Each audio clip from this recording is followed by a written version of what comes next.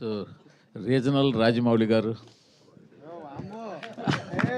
ఇప్పుడే అన్న మనోభావాలు దెబ్బతీస్తారేమో అని మొదలెట్టేశారు అప్పుడే. లేదు సార్, రీజనల్ సినిమాని 300 కోట్లు, ఆయన పానింటి సినిమాని 1000 కోట్లు చేస్తే మీరు రీజనల్ సినిమాని 300 కోట్లు చేశారు కాబట్టి పైగా ఆయన కంటిన్యూ సక్సెస్లు, మీరు కంటిన్యూ సక్సెస్లు. సో అంచేత మిమ్మల్ని ఆయనతో పోల్చడం కాదు. సో రీజనల్ రాజమౌళి గారు మీరు, సో మీ గురించి చెప్పేది అడిగేది ఏం లేదు. కంగ్రాట్స్ మరోసారి చెప్పడం తప్పించి. రీజనల్ రావిపూడి అనండి ప్లీజ్. సో ఎందుకంటే ఆయన ఈజ్ లైక్ రాజమౌళి గారు is a Jain personality. So నాకు ఆయనతో అస్సలు ప్లీజ్, అంటే ఆయన వెనక ఎక్కడో పక్కన అంటే okay, but I'm happy with this. Okay, LVR గారికి ఇవ్వండి సార్. ఎల్వీఆర్ గారు మీ అందరితో కూడా ఎక్కువ ఫోన్లో టచ్లో ఉండవు, కానీ చూడడం ఇదే ఫస్ట్ టైం అందరినీ. మిమ్మల్ని చూస్తూనే ఉంటామండి. మీ ఇంటర్వ్యూలు, మీ రివ్యూలు చూడకుండా మేము ఏ రోజు నిద్రపోమండి. మూర్తి గారిని చూడకుండా మేము పడుకోం. లేదు కానీ అంటే మీరు ఇందాక స్పీచ్లో మాట అన్నారు, చాలా కాలం ఏంది డిస్ట్రిబ్యూటర్లు 20% కమిషన్ తిని అని చెప్పి. కరెక్టేనండి. కానీ గత 2 ఏళ్ళుగా చాలా పెద్ద సినిమాలు వచ్చాయి, చాలా పెద్ద పెద్ద అంకులు పోస్టర్లు వేసిన సినిమాలు వచ్చాయి.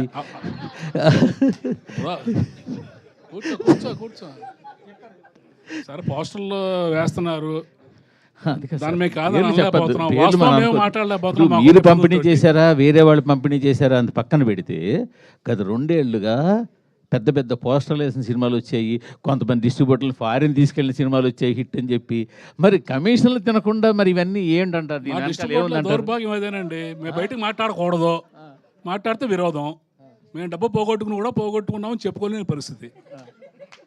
అదేండి వాస్తవం చెప్పాలంటే. మీరు అడిగారు కాబట్టి చెప్తున్నా. అదే లేకపోతే మేము నిజం చెప్పామనుకోండి, మాకు నెక్స్ట్ పిక్చర్ ఎవరు నష్టపోయి నెక్స్ట్ పిక్చర్ పోగొట్టుకున్నాడు అవుతాం. మీకు తెలుసు ఆ విషయం. సో అందుకని డబ్బులు పోయినా నవ్వుతూ ఉండాలి. డిస్ట్రిబ్యూటర్ పరిస్థితి అలాగే ఉంది ఇవాళ. రాజుగారు అన్నారు చూడండి, జిల్లాకు 1-2 మిగిలారని. ఆ 2 కూడా మిగలకుండా పోతారు ఇక. ఓకే సరే, ఇంకో క్వశ్చన్. ఇందాక హరి గారు మీ అందరి తరఫున మిమ్మల్ని అడుగుతాను. మీ సీనియర్ డిస్ట్రిబ్యూటర్ మీరు వీళ్ళందరిలో కూడా బాగా సీనియర్ డిస్ట్రిబ్యూటర్ కాబట్టి. ఇటీవల కాలంలో ఇంకొక ట్రెండ్ కూడా స్టార్ట్ అయింది. ఒకప్పుడు మేము హరి గారికో లేకపోతే మీకో ఇంకో ఎవరికైనా ఫోన్ చేస్తే ఎంత చేసిందంటే టక్మని చెప్పేసే పని ఉండేది. గత 2 సంవత్సరాలుగా చెప్పడం అని కూడా మీకు తాళం వేసి నెంబర్లు చెప్పకుండా అలాంటి పరిస్థితి ఒకటి స్టార్ట్ అయింది ఇండస్ట్రీలో. అవునంటారు కాదండి? డెఫినెట్గా అండి. ట్రెండ్ స్టార్ట్ అయింది అనేది మీకు తెలుసు కదా, మరి మీరందరూ ఏం చేస్తున్నారు? చెప్తున్నా, అదే అడుగుతున్నా. నేను అడుగుతున్నాను ఒక ప్రొడ్యూసర్గా. అవును, ప్రొడ్యూసర్గా ట్రెండ్ స్టార్ట్ అయింది, అన్నీ ఏకుతారు కదా. ఆఫీస్లో ఇది జరుగుతుంది, ఆఫీస్లో వాళ్ళని తీసేశారు, ఆఫీస్లో భోజనాలు మానేశారు, ఇవన్నీ రాస్తారుగా. మరి ఇది జరుగుతుంది అన్నప్పుడు మీరేం చేస్తున్నారు?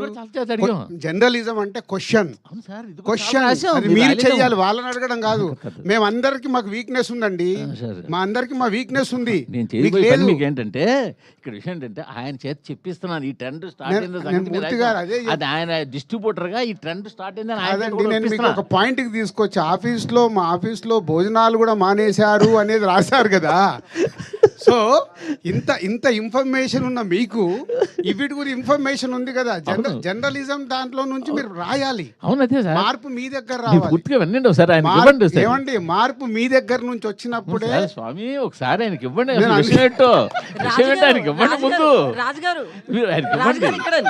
మీరు క్వశ్చన్ చేయమని మీరే చెప్తారు. క్వశ్చన్ చేస్తే వాళ్ళని పక్కన పెట్టి ఇంటర్వ్యూలు ఇవ్వట్లేదంట కదండి.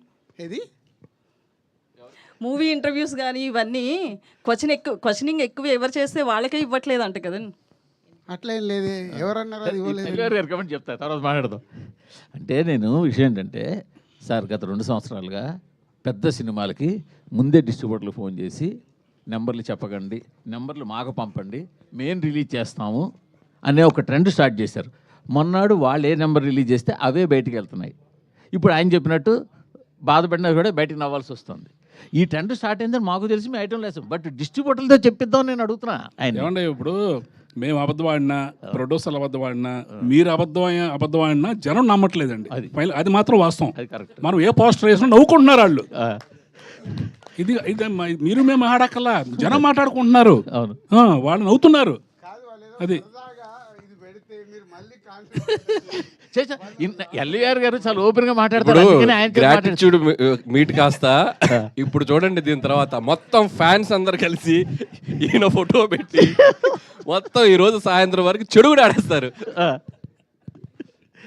ఓకే అంటే మూర్తి గారు మనకు మీకు తెలుసు మాకు తెలుసు అందరికి తెలుసు. సో ఏదన్నా మార్పు రావాలంటే దయచేసి నా రిక్వెస్ట్ మీడియా మిత్రులకి ఆఫీసులలో అవి ఇవి జరుగుతున్నాయని రాయకండి. ఎందుకంటే అది మా ప్రొఫెషన్.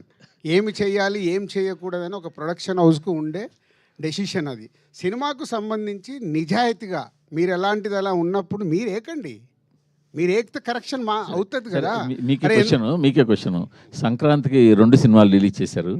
సరే 2 సినిమాలకి ఒక సినిమాకి ఒక పోస్టర్ వేశారు, 2 సినిమాలు చాలా పోస్టర్లు వేశారు. మొదటి సినిమా పోస్టర్ మీ ప్రొడక్షన్ హౌస్ నుంచి వచ్చిందా, మీరు వేసిందా, వేరేగా వేసిందా? అది మీకేం తెలుసు? మాకు తెలియదు కూడా. నేను ఆల్రెడీ చెప్పాను కదా, మాకు వీక్నెస్ ఉంటాయి, మేము మాట్లాడలేము.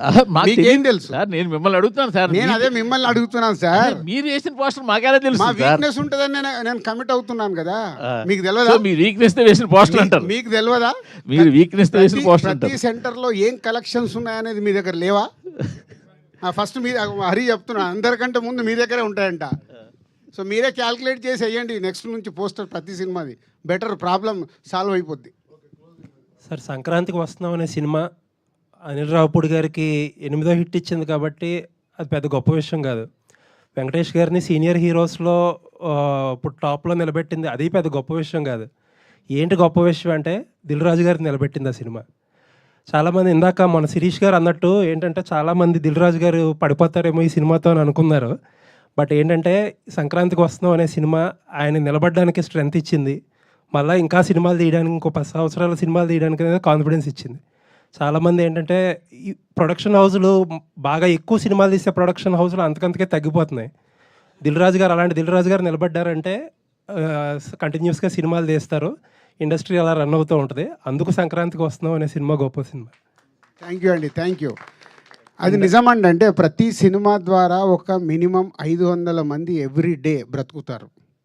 సో మేము ఎన్ని ఎక్కువ ప్రొడక్షన్ చేయగలిగితే అంతమందికి భోజనం దొరుకుతుంది. ఈ లాజిక్ చాలామంది మర్చిపోతారు. సో ఇవాళ మనకు 150 సినిమాలు తెలుగు ఫిలిం ఇండస్ట్రీలో మన ఇన్కమ్ ట్యాక్స్లతో జరిగిన కాన్వర్సేషన్ చెప్తాను. వాళ్ళు అడిగాడు ఆయన, ఎందుకు ఇన్ని సినిమాలు వస్తాయి మరి ఎందుకు మీరు ఇన్ని ఫ్లాపులు అని చెప్తుంటారంటే 90% ఫ్లాపులు సార్ అని లాస్ట్ ఇయర్ది షీట్ ఇచ్చా. ఎందుకో లాస్ట్ ఇయర్ది నేను తెప్పించా 2024 షీట్. ఆయనకి ఇస్తే వాళ్ళు ఆశ్చర్యపోయారు, మరి ఎందుకు తీస్తున్నారు ఈ సినిమాలు? ఒక్కొక్కరిది ఒక్కొక్క అంబిషన్ సార్. సినిమాలు జరుగుతూనే ఉంటాయి, మాకు అలా కాదు. సక్సెస్ సినిమా తీయడానికి ఎంత కష్టపడాలనేది మాకు తెలుసు. దానికోసమే ప్రయత్నం చేస్తాం. దాంట్లో కొన్ని సక్సెస్లు వస్తాయి, అప్పుడప్పుడు క్యాచ్ అవుతాం. రాజుగారితో ఒక 1 year బ్యాక్ ఒక ఇంటర్వ్యూ చేశాను నేను. ప్రొడ్యూసర్స్ అందరినీ కూర్చోబెట్టి అడిగితే సేమ్ ఇదే క్వశ్చన్ అడిగా. అంతకంతకి ఒకప్పుడు ఎంతమంది డిస్ట్రిబ్యూటర్లు ఉండేవారు, ఇప్పుడు 10-15 మందికి వచ్చేసారంటే ఆయన బ్లంట్గా ఒక మాట అన్నారు. ఏంటంటే నెక్స్ట్ 2-3 ఏళ్ళలో వీళ్ళు కూడా ఉండరు, మనం బాలీవుడ్లో లాగా అవుట్ రైట్ రిలీజ్ చేసుకోవాల్సిందే, మనమే కార్పొరేట్ లాగా మల్టీప్లెక్స్లతోనే అయ్యింది టైఅప్ అయ్యి. అలాంటి స్టేజ్ నుంచి ఇక్కడ ఎంతమందిని స్టేజ్ ఎక్కిచ్చారు. సో ఈ సినిమా అచీవ్మెంట్లో అదొకటి. యా, ఇందాక అన్నాను కదండి, అంటే ఏరియాల వారిగా డిస్ట్రిబ్యూటర్లు చాలామంది ఉండేవాళ్ళు మెల్లిగా కనుమరుగవుతూ కొందరే, అంటే వీళ్ళు కూడా ప్యాషన్తోనే, వీళ్ళకు కూడా ప్యాషన్ పోయిన రోజు వీళ్ళు మానేస్తారు. వీళ్ళ ఫ్యామిలీస్ ఆల్రెడీ వెనకకు లాగుతూనే ఉన్నారు, మీకు ఇంత స్ట్రెస్ అవసరమా, ఆపేసేయండి అని. ఎందుకంటే డిస్ట్రిబ్యూటర్కి సక్సెస్ వచ్చేది చాలా తక్కువ పర్సెంటేజ్లోనే సక్సెస్ వస్తుంది. దాంట్లో కూడా నిలబడడం అంటే ఇట్స్ నాట్ ఏ జాబ్. రాజు గారు ఇంతకుముందు అంటే కోవిడ్కి ముందు పెద్ద హీరోల సినిమాలు ప్రతి నెల ఒక రెండు ఫిల్మ్స్ వచ్చేవి, మీడియం రేంజ్ 2-3 ఫిల్మ్స్ వచ్చాయి. సో సక్సెస్ రేటు చాలా ఎక్కువ ఉండేది, ఎందుకంటే ఎక్కువ నెంబర్ ఆఫ్ సినిమాస్ వస్తాయి, గ్యారంటీ ఎక్కువ ఉంటుంది పెద్ద హీరోలు కానీ మీడియం రేంజ్ హీరోలు కానీ చేస్తే. ఇప్పుడు చూస్తే జనవరిలో 3 సినిమాలు వచ్చినాయి, ఫిబ్రవరిలో 1-2 ఉన్నాయి రీజనబుల్ ఫిల్మ్స్. ఇట్లా ఒకప్పుడు 5-6 హిట్ వచ్చే పొటెన్షియల్ ఉన్న సినిమా ఉంటే ఇంతకుముందు, ఇప్పుడు హిట్ వచ్చే పొటెన్షియల్ సినిమా 1-2 ఉంటున్నాయి ఎవ్రీ మంత్. అంటే ఇంత తగ్గటానికి కారణం ఏంటి? అండ్ ఫ్యూచర్లో ఎక్కువ సినిమాలు తీసి పెద్ద హీరోలు మీడియం రేంజ్ హీరోలు ఎక్కువ సినిమాలు తీస్తే తప్పితే ఇండస్ట్రీ వోంట్ సర్వైవ్. మీరు దీని కరెక్షన్కి ఏదన్నా చేస్తున్నారు? అంటే యాక్చువల్ అండి, అది ఇప్పుడు నంబర్స్ పెరిగిపోయాయండి. ఇప్పుడు స్టార్ సినిమాలు ఏమైందంటే 400 crores 500 crores బడ్జెట్కి వెళ్ళిపోవడం వల్ల వాళ్ళు ఆ ఒక్క సినిమా మీదే ఫోకస్ చేస్తున్నారు. అంటే ఆ సినిమా ఆడలేదనుకో చాలా డ్యామేజ్ జరుగుద్ది. కాబట్టి మనకు స్టార్ సినిమాలు మనం ఇప్పుడు చూసుకుంటే ఉన్న టాప్ స్టార్స్ అందరూ 2 ఇయర్స్కి ఒక ఫిలిం వస్తుంది. సో అది కరెక్షన్ మళ్ళీ ఇంతకుముందు కోవిడ్కి కానీ కోవిడ్ ముందు కానీ జరిగింది. ఇప్పుడు Prabhas continuous doing 3 films, Bunny wants do in a year 2 films. ఇట్లా వాళ్ళు స్టార్ట్ అవుతున్నారు. స్టార్ట్ అయ్యి కరెక్ట్ అవుతే మళ్ళీ 26, 27 నుంచి డెఫినెట్గా ప్రతి హీరో సినిమా ఒకటి రిలీజ్ అవ్వాలి. అయినప్పుడు ఆటోమేటిక్ స్టార్ సినిమా ఒకటి, మిడ్ రేంజ్ హీరోల సినిమాలు 2 ఫిలిమ్స్ ఇలా వచ్చినప్పుడు ఆటోమేటిక్ సక్సెస్ పర్సంటేజ్ పెరిగే అవకాశం ఉంటుంది. అది ఒకటే సొల్యూషన్. హరిగారు సంక్రాంతికి రిలీజ్గా అవ్వగానే రాజుగారి ఐటీ జరిగింది. ఇప్పుడు మీరు డిస్ట్రిబ్యూటర్ గ్యారెంటీ మీట్ పెట్టారు. దీని తర్వాత మీ అందరి డిస్ట్రిబ్యూటర్ మీద ఐటీ రైట్స్ జరిగే అవకాశం ఉందనుకుంటున్నాను. డిస్ట్రిబ్యూటర్స్ దగ్గరికి ఐటీ రైట్కి వస్తే నెంబర్లు చెప్పారు కదా మొత్తం. అదే డిస్ట్రిబ్యూటర్స్ దగ్గరికి వస్తే అదే డిస్ట్రిబ్యూషన్ అనేది ఒకప్పుడు ఎలా ఉన్నదో తెలియదు కదండి. జిఎస్టీ వచ్చాక ఐటీ వాళ్ళకంటే వైట్కి ఎక్కువ ఇంట్రెస్ట్ మేము చూపిస్తున్నాం. ఎందుకంటే మాకు 18% సినిమా రిలీజ్ తర్వాత రికవరీ ఉంటుంది. అంటే మేము పంపించే ప్రతి రూపాయికి, ప్రతి 1 lakhకి 18,000 ఇన్వాయిస్ వస్తుంది మాకు, జిఎస్టీ ఇన్వాయిస్. అందుకని మేము క్యాష్ని తీసుకెళ్ళి బ్యాంకులో డిపాజిట్ చేసి అయినా ట్రాన్స్ఫర్ చేస్తాం, కానీ క్యాష్ ఇచ్చే రోజులు పోయినాయి. ఎందుకు అంటే అది మా సేఫ్టీ. ఒక సినిమా పాత రోజుల్లో ఒక సినిమా రిలీజ్ అయిపోయి ఏదన్నా తేడా వస్తే మాకు ఇంకేం రాదండి, అంతటితో అయిపోయేవాళ్ళం. అంటే రూపాయి కూడా రొటేషన్ కూడా ఉండేది కాదు. ఇప్పుడు లక్కీగా జిఎస్టీ పుణ్యం అని చెప్పి మాకు ఒక సినిమా ఏదైనా తేడా వస్తే ప్రతి ప్రొడ్యూసర్ మన తెలుగు ఇండస్ట్రీలో ఏ ప్రొడ్యూసర్ అయినా సినిమా తేడా వస్తే జిఎస్టీ ఇన్వాయిస్ వితిన్ 1 monthలో ఇచ్చేస్తున్నారండి. ఇచ్చినప్పుడు మాకు 18% ఇన్వాయిస్ రూపంలో డబ్బులు వస్తుంది. ఆ ఇన్వాయిస్లు మేము థియేటర్స్కి ఇస్తే వాళ్ళు మాకు క్యాష్ ఇస్తారు. క్యాష్ మీన్స్ వైట్లో ఇస్తాం. అంటే ఆ అమౌంట్ ఒక 1 crore, మాకు 1 crore ఇన్వాయిస్ వస్తే 18 lakhs మా బ్యాంక్లో ఉన్నట్టు. ఇది చాలా హ్యాపీ. అందుకని మేము ఏదన్నా చిన్న అంటే జిఎస్టీ పరిధిలో లేని థియేటర్స్ చాలా ఉంటాయి, అంటే సి సెంటర్స్లో అక్కడ 5,000, 10,000 కలెక్షన్లు వస్తే 1 లక్ష, 2 లక్షలు చేరితే కూడా దాన్ని తెచ్చి అకౌంట్లో వేసే కొడతాం మేము, ఎందుకంటే మాకు ఇన్వాయిస్ కావాలి. అందువల్ల అది. ఇంకొకటి 90% ఫ్లాపులు ఉంటాయండి. ఇప్పుడు 10% సక్సెస్ రేట్ కూడా లేదు ఈరోజు. 10% సక్సెస్ రేట్లో అసలు అయ్యేటి 5% ఉంటే కమిషన్లు వచ్చే సినిమాలు 1, 2 ఉంటాయి. ఇది నిజం. టోటల్గా 1 yearలో సినిమాలు చేస్తే మ్యాక్సిమం 10 moviesకే 20% కమిషన్ వస్తాయి. ఒక 5 movies బ్రేక్ ఏమైనా అవుతాయి, ఒక 5 movies ఏదైనా 5%, 10% ఉంటాయి. ప్లస్ ఇప్పుడు చాలా సినిమాలు రిలీజులకే వచ్చేసాయి. మేము కూడా చాలా వరకు డిస్ట్రిబ్యూషన్ జస్ట్ కమిషన్కే చేస్తున్నాం. పర్చేజింగ్లు కూడా తగ్గిపోయాయి. మాకున్న కొన్ని రెగ్యులర్ బ్యానర్స్లో తప్పితే ఎంగిల్. అందువల్ల ఎవరు వచ్చినా దాని గురించి ఎవరికి టెన్షన్ లేదండి. డిస్ట్రిబ్యూటర్స్ పరిస్థితి అందరికీ తెలుసు, మీకు తెలుసు, అందరికీ తెలుసు. ఓకే అనిల్ గారు, ఈ సినిమా తర్వాత మళ్ళీ ప్రేమ కథలు మొత్తం మారిపోయే అవకాశం ఉంది. కొత్తగా డైరెక్టర్స్ ఎవరైనా సరే సినిమా చేయాలంటే మారిపోతారా?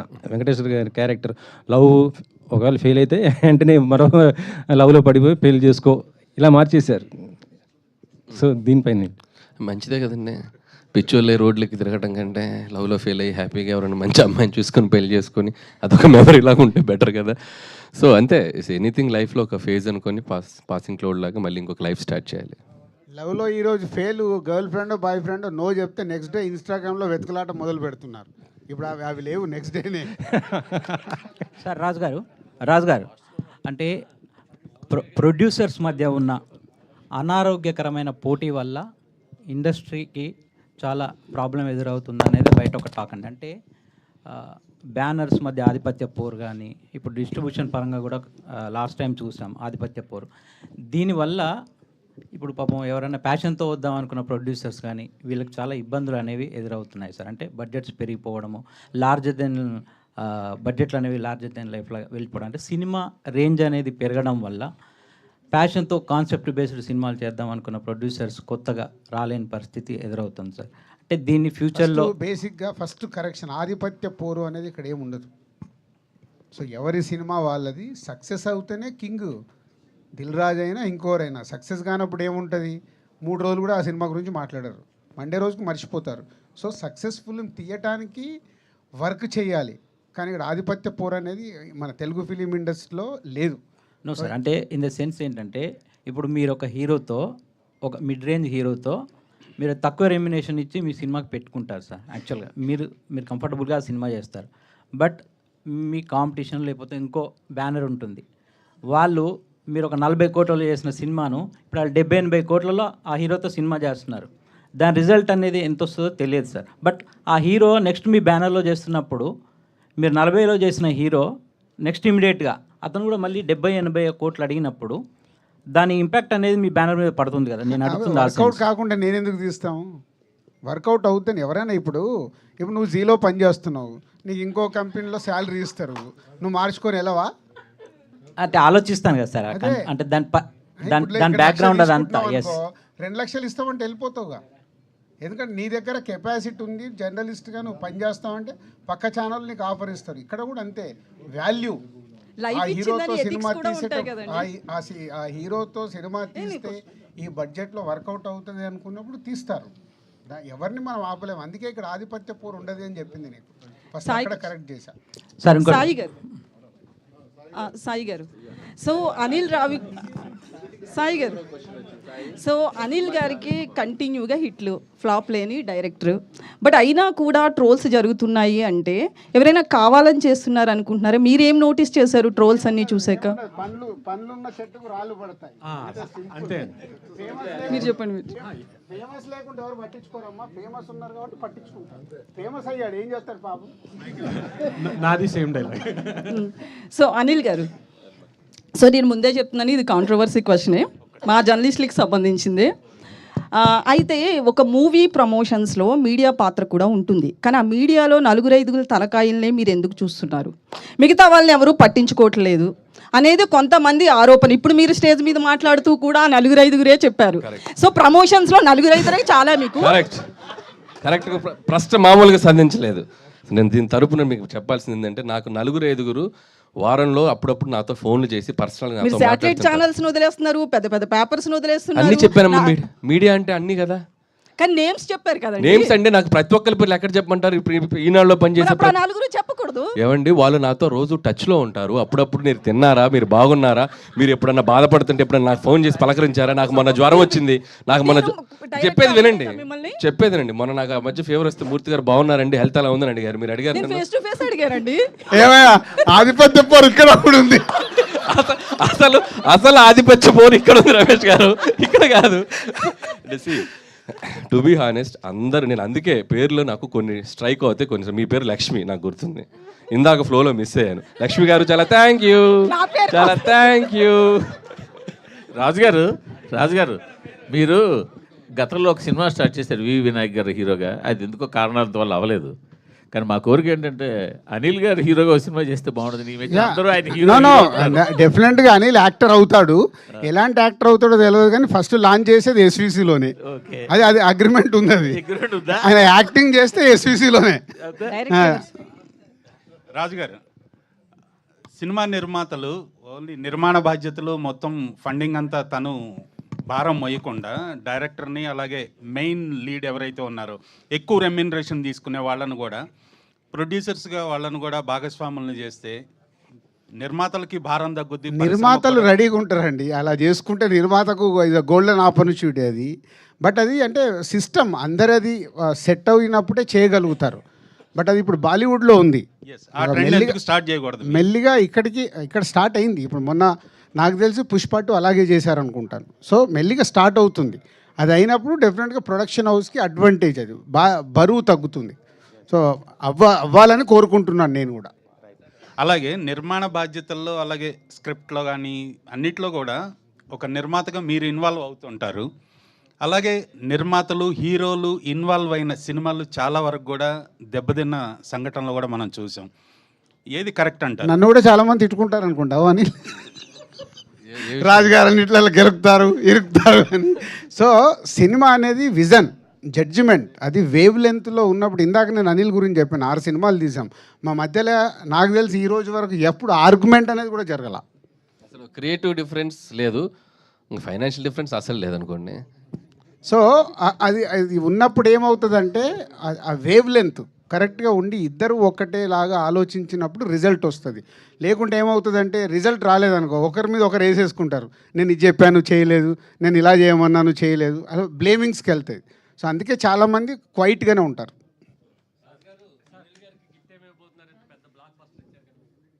ఏం గిఫ్ట్ కావాలని? మీ పేరేంటి? Radha, I love you sir. So కాదు, ఇప్పుడు అనిల్కు మాకు ఉన్న అనుబంధం గిఫ్ట్లతో దూరం కాదు. ఆయన స్టేజ్ మీద చెప్తున్నా, ఆయన ఏది అడిగినా సార్ నాకు ఇది కావాలంటే ఆయన ఇంటి దగ్గర ఉంటుంది. కొందరేమో గిఫ్ట్లు ఇచ్చేసి ప్రమోషన్ చేసుకుంటారు, మాకు ఆ ప్రమోషన్ అక్కర్లేదు, మాకు ఇంటర్నల్గా అయినా ఏది అడిగినా అయిపోద్ది. అంటే కార్ ఏముంది, అదే కార్ ఆల్రెడీ ఇచ్చారు, అది వద్దులే. మన లాస్ట్ సినిమా కార్ ఇచ్చారు, ఏదైనా వేరేది అడుగు.